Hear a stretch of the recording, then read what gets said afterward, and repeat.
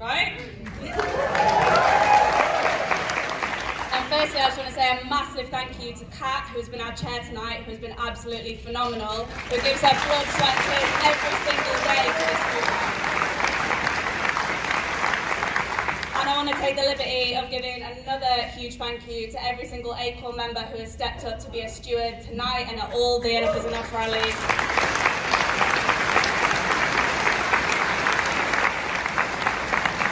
Hard graft that goes into making these a seamless success is like really, really huge, so thank you guys.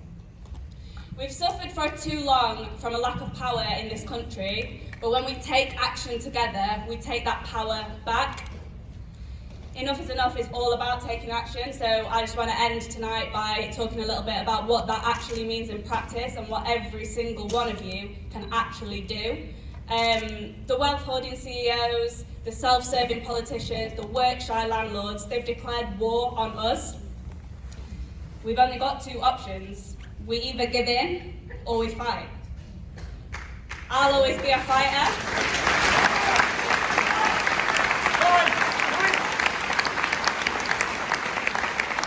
And over 500,000 of us have already signed up to take action with Enough is Enough. And tonight is where it all starts in Leeds. I'm a Sheffield lass. Please don't hold that against me. My mum brought me up on her own, working shifts all hours of day and night as a support worker for the NHS.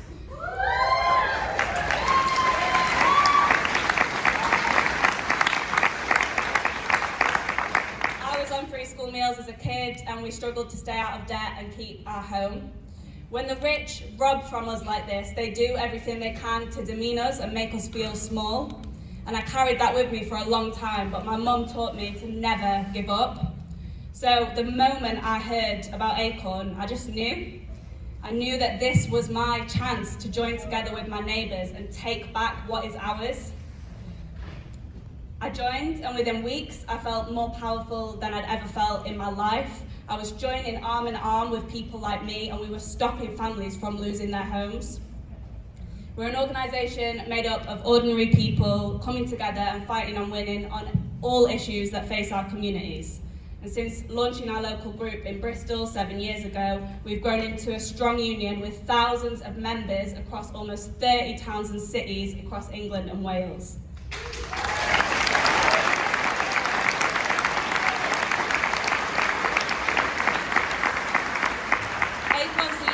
For the community, in all communities across the UK, no matter where you work, for all of us not getting what we deserve, which is every single one of us in this room. It is the entire working class in this country.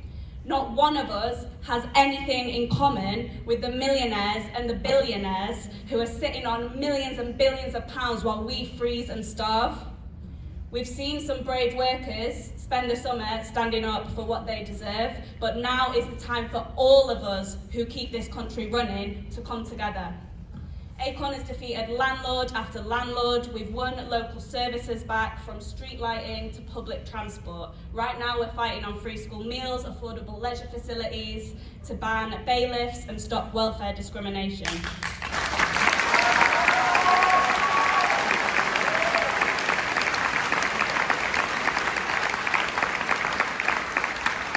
We are organising tower blocks with Grenfell cladding from London to Bradford.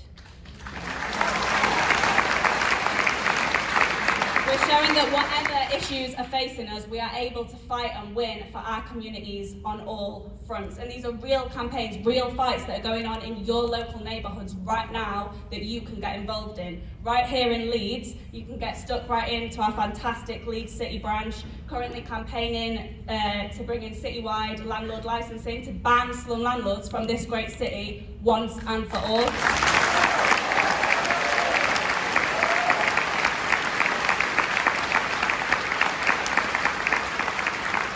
ACORN is rooted in local neighbourhoods, so if you live in Armley, we've got a fantastic brand new local group there who are campaigning against fly tipping in the area, demanding dignity for local people.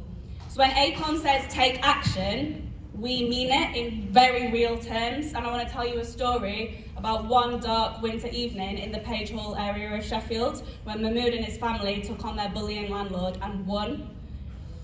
Mahmood showed us fellow Acorn members around his house, and despite their family's best efforts to make the home a homely base to raise their young son, the council had condemned the property as unfit for human habitation.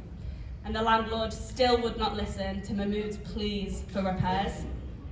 The kitchen was just an empty room with no lighting, because 6 months before, Mahmood had complained to his landlord that the oven was broken, and rather than fix the problem, the landlord had tried to illegally evict the family, and when they refused to leave, sent a load of heavies round to intimidate them.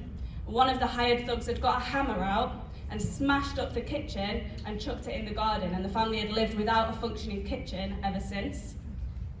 I went into the small bedroom of Mahmood's 7-year-old son, and the child showed me the pictures that he'd drawn to stick up on the wall to try and cover the black mould that was creeping along by the side of his bed. So, wrapped up against the cold, we marched straight to the landlord's house. When we got there, Mahmood was shocked to see a row of luxury cars in the driveway and a chandelier through the window. We knocked on the door, and Mahmood put his demands straight to the landlord, and with his fellow union members behind, chanting songs, having his back, flyering the landlord's neighbours so that Mahmood would not be ignored this time. And so after months, years of waiting, asking politely, complaining to the council, one Acorn action, and the repairs were done the following day.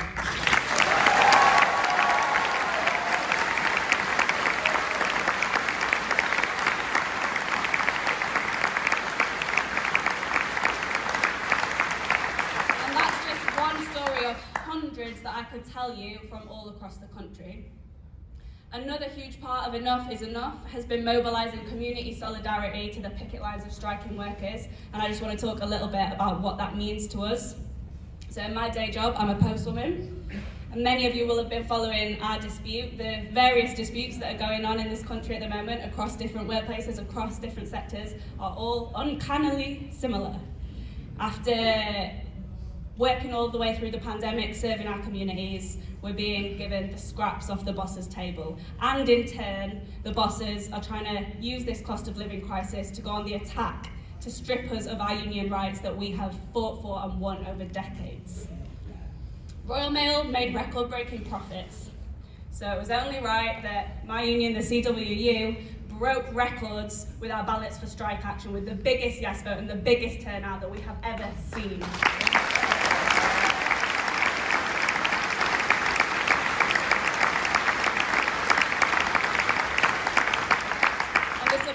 Strikes has been unprecedented. When I started organising for our picket lines, the managers laughed at me and they said, "You do realise people will come into work on strike days?"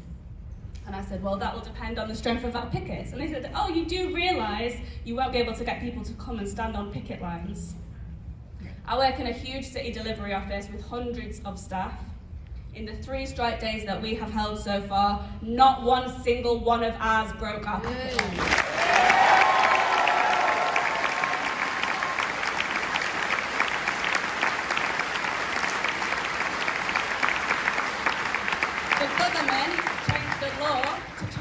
Agency workers to break our strikes. Not one single agency worker broke our strikes.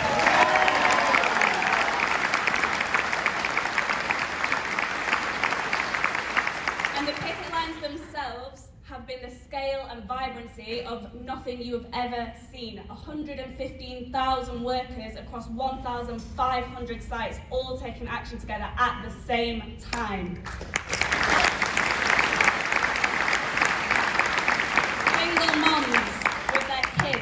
Grannies, uncles, neighbours, dogs, workers as young as 17, arm in arm with workers as old as 70. I had the honour of standing shoulder to shoulder with Craig, who was my postie when I was a kid, who remembers me when I was 8 years old asking him, "Craig, how do I become a postman?"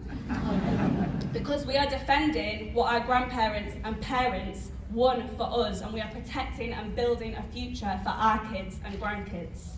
We have many lifelong posties, and we have posties who used to work down the pits and in the steelworks, standing side by side with workers who have never been in a union, never even heard of a union before this job.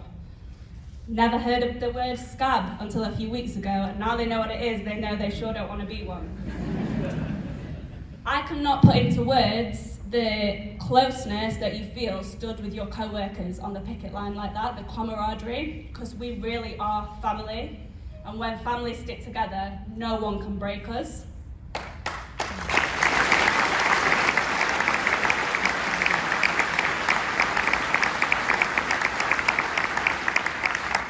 And what allows a group of workers to be so brave and stand up when we do have everything to lose and there's so much at stake, it is the community solidarity of our movement.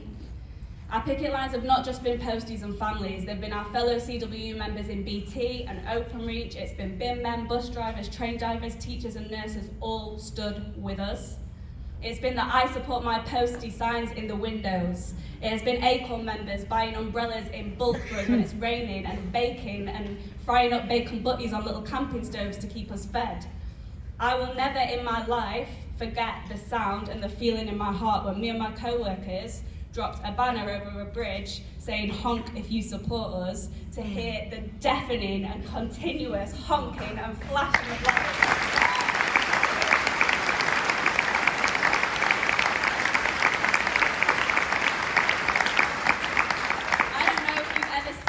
Level of support for industrial action in British history. And the reason why is because this is what a movement feels like. On October 1st, we'll be holding our first ever Enough is Enough National Day of Action in towns and cities all across the country. We will be taking the fight directly to the energy company CEOs who are making record-breaking profits while we freeze in our homes. Hundreds of thousands of us taking action at the same time, directly confronting the fat cat bosses and putting our demands straight to them. You can sign up with any Acorn member that you can see, all the stewards in the red high-vis and the Acorn t-shirts, and at the stall over there. If you're in Leeds, this meeting October the 1st at 10 a.m. at Leeds train station. On the same day, hundreds of thousands of us will be on strike. The streets are getting colder, like Gaz said, these fights are getting more and more bitter, and Enough is Enough will be directing that community solidarity to our picket lines where we need it. This winter, millions of us are going to struggle to fill our shopping baskets and heat our homes. And that's why we need a plan to get stronger than ever. And that is just what Acorn is all about. The work of building our movement into an army ready to fight isn't quick and it isn't easy. It's those late nights climbing concrete stairs, those evenings speaking under streetlights in the rain. It's the hours after endless hours of members pounding the streets, hitting the phones, having thousands of face-to-face conversations that is paying off. And every single person in this room needs to go away with a plan, with a commitment of what you are going to do to help us win this fight. And I can tell you now that every single one of you can go and join Acorn and get stuck right in that way. And again, just speak to the stewards to sign up. Because we will not break, we will not beg. The people that we are at war with, Simon Thompson, Philip Jansen, Andrew Haynes, these millionaire, billionaire CEOs, these politicians, Grant Shapps, Rees Mogg, Truss, and the landlords sitting back while we pay their mortgage. Do you know what they all have in common? They've all got baby soft hands. They've never done a day's hard graft in their lives.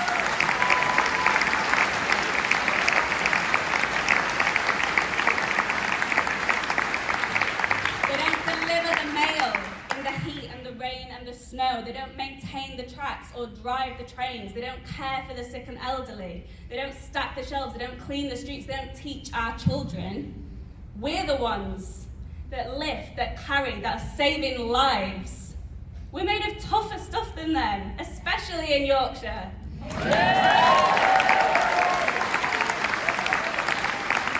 are brave, we are proud, and we have had enough. So we're going to let them beat us? No! I just want to end. I don't know if you guys know, but the same event is happening right now in Bristol. And my Acorn comrade and good friend Nick said that the crowd over there was going to be louder than the one in Leeds. So I just wanted to get a quick check on that. Are we going to let them beat us? No!